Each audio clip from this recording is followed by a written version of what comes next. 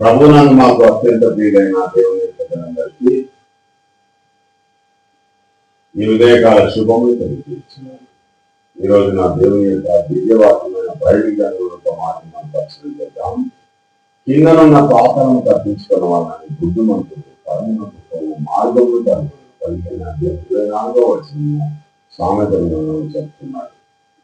బుద్ధిమంతులు ఏ విధంగా ఉండాలి అంటే దేవుడి మనకిచ్చిన యెహోవా దీపం మనము మన యొక్క దేహంలో దేవుని యొక్క ఆత్మ ఉన్నప్పుడు మన యొక్క విశ్వాసాన్ని కాపాడుతుంది, మన పరిశుద్ధతను కాపాడుతుంది, నీతిమంతమైన క్రియలు చేయొచ్చు. యెహోవాను భయభక్తులు కలిగి క్రీస్తు యొక్క అడుగుజాడల్లో నడిచి సంఘంలో ఉంటూ ఒక పవిత్రమైన జీవితాన్ని ఉంటారు. అప్పుడు